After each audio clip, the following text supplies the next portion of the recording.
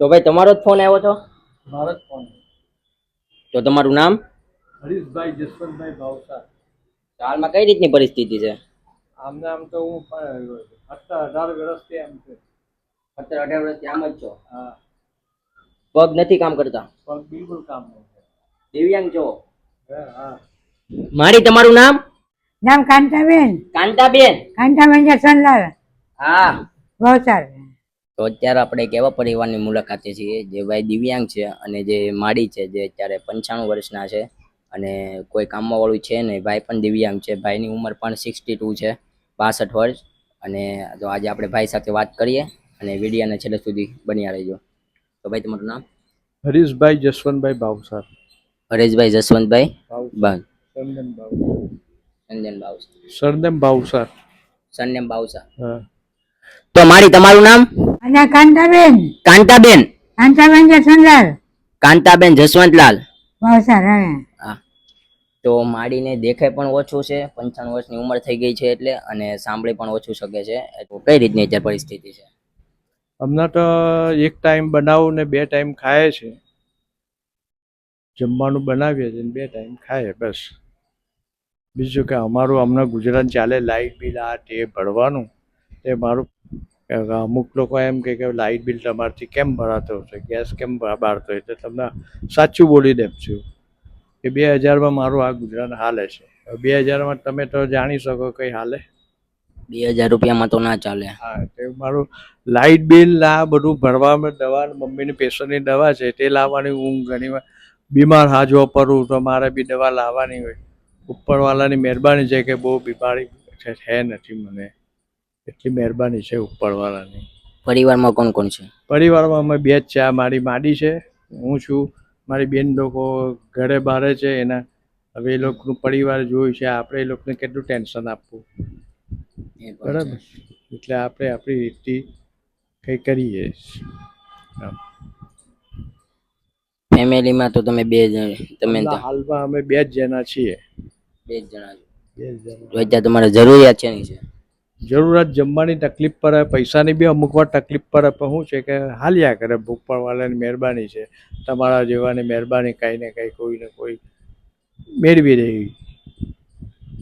વાત હાલ્યા કરે બધું. આના કરતાં તો હાલ જ છે જ, આને કે હાલી શકે, મૂકે છે, બધું જાય, બાથરૂમ જાય, નાહી ધોઈ બધું. કામ બધું મારે કરવું પડે. પાણી બી નાહવું હોય તો પાણી ગરમ કરી ને મારે ઉતારીને એમને નવડા જાતે જ નાહી લઈ, પણ ડોલમાં પાણી નાખી દેવું પડે, એ જાતે નાહી લે. ને મારી તો તમે પોઝિશન જાણો જ છું, હું તો હકીકત કેવો આવ્યો. તમે તો દિવ્યાંગ છો. હા, હેન્ડીકેપ છું હું. હેન્ડીકેપ છો. માડી કઈ રીતની પરિસ્થિતિ છે અત્યારે? તકલીફ ભાઈ હવે હાથે બરાબર દેખાય નહીં, ચલાય નહીં, ખેલાઈને વળે છે. કોણ જાણે ભાઈ, ખબર નહીં. બોલતા થાય, બોલો જો. હા પડી ગઈ. આ બેઠી જોયું તો એ ચાલતી ગઈ જરા. આપણે પૂછીએ ને બીજો અહીંયા ચાલતી ગઈ. તકલીફ બહુ છે ભાઈ, હું કરજે કઈ નાખે, ચલાય નહીં વધારે. આ છોકરો બેઠો બેઠો રાંધે બેચારો ખાઓ, આંખે દેખાય નહીં. બરાબર છે. આંખે નહીં દેખાય, આંખે પણ નહીં દેખાતું. મોટું મોટું દૂરનું નજીક માણસ ઓળખાય નહીં. તમે કહો ફલાનો બેન છે તેને ઓળખાય, નહીં ઓળખાય. પૂછીએ કરે હકીકતમાં, છોકરો તો ફલાનો માણસ છે. આપણે બોલીએ હું ને જવાબ હું આપે, તમે સાંભળવાલાને એવું લાગે કે હાથે રહીને એવું કરતા હોય. પણ હવે ઉંમર બી થઈ ગઈ તો શું કર, તમે તમારી રીતે જ તમે જોયું ને, તો હું પૂછ્યું બધું. અમુક વાર કેચઅપ કરી નાખે, આ બોલ્યા તો તરત જવાબ આપી દે. તો ભાઈ અત્યારે કઈ રીતની આ પરિસ્થિતિ છે? પરિસ્થિતિ બહુ નબળી છે. અને વિકલાંગ જે કેબિન બેબિનનું કંઈ સાઈડ મળી જાય તો હું મારું ગુજરાતમાં આરામથી ચલાવી શકું. વિકલાંગ કેબિનની જરૂરિયાત છે. તો અત્યારે ઘણા બધા લોકો વિડીયો જોઈ રહ્યા છે. અમારો હેલ્પલાઇન નંબર પણ ડિસ્પ્લે પર આપેલો છે, જેના માધ્યમથી જે કાંઈ મદદ મળશે એમ તમારા સુધી પહોંચાડવા માટે પૂરીથી પૂરી કોશિશ કરશું. અને વિડીયોને જેટલો બને એટલો શેર કરજો. ભાઈને વિકલાંગ કેબિનની જરૂરિયાત છે, ભાઈને વિકલાંગ કેબિનની જરૂર છે. તો એ ભાઈને વિકલાંગ કેબિન દેવાની આપણી હવે ફરજ છે, કેમ કે ઘરમાં કમાવાવાળું કોઈ નથી. ભાઈને બધું જાતે કરવું પડે છે. અને લાઇટ બિલ, ગેસ, અને એક ટાઈમ બનાવવાનું, 2 ટાઈમ જમવાનું, એ રીતનું છે. તો શું કહેશો? બીજું શું કહેશો? બસ તમારી સામે આ તકલીફ છે મારી.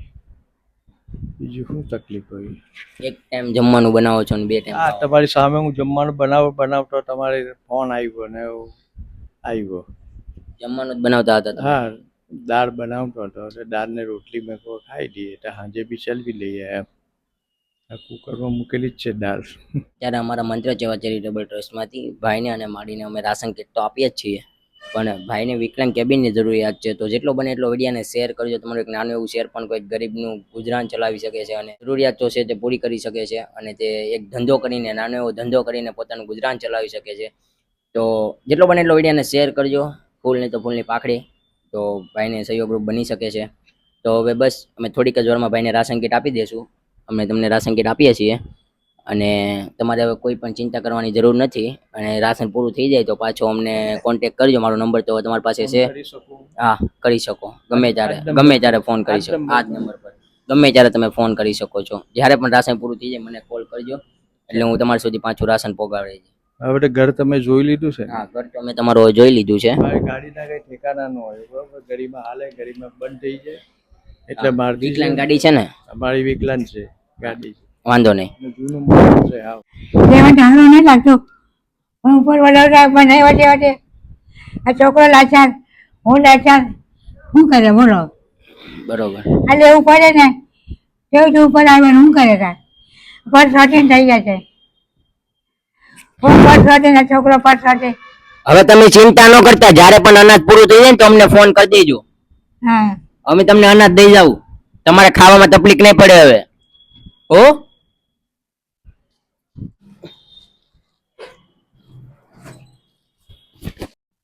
તો અત્યારે ભાઈ અમે તમને રાશન આપીએ છીએ, જે 15-20 દિવસ ચાલશે તમારે, અને પૂરું થઈ જાય એટલે મારો કોન્ટેક્ટ કરજો. પાછું હું તમને પાછું રાશન આપી જાય.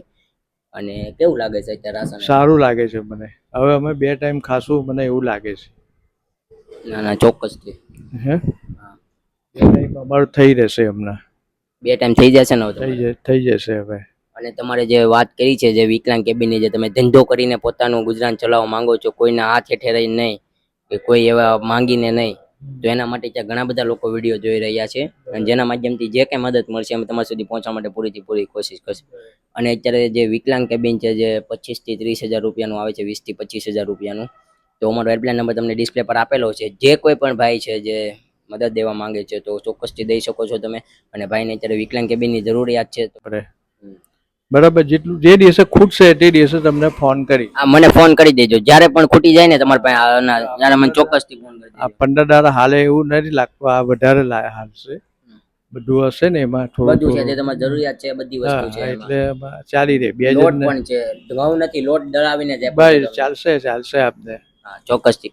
અને જે પણ લોકો વિડીયો જોઈ રહ્યા છે, જેનો જે કોઈ મદદ કરશે એનો એક વિડીયો પણ બનાવવામાં આવશે એના નામથી, જે ભાઈને વિકલાંગ કેબિન આપવા માંગે છે. તો ચોક્કસથી અમારો વિડીયો જેટલો બને એટલો શેર કરજો. ફૂલની તો ફૂલની પાકડી. ભાઈને રોજગાર અપાવીએ, ભાઈ ધંધો કરીને એમનું ગુજરાન ચલાવી શકે. તો અત્યારે અમે અમારા મંત્ર સેવા ચેરિટેબલ ટ્રસ્ટમાંથી ભાઈને અનાજની કીટ આપી છે. અને તમારા આજુબાજુમાં કોઈ પણ એવો પરિવાર છે જે દિવ્યાંગ છે, વિધવા બેન છે, જેને રોજગારની જરૂર છે કે પછી અનાજની જરૂર છે, તો ચોક્કસથી અમારો કોન્ટેક્ટ કરો. અને બસ અમે તમે એના સુધી પહોંચવા માટે પૂરીથી પૂરી કોશિશ કરશું. તો ભાઈ, અત્યારે અમે તમને અનાજ આપી દીધું છે, તો શું કહેશો? સારું લાગ્યું મને. સારું લાગ્યું? બહુ સારું લાગ્યું. તો હવે અમે રજા લઈએ. હા, જય શ્રી કૃષ્ણ. જય શ્રી કૃષ્ણ ભાઈ.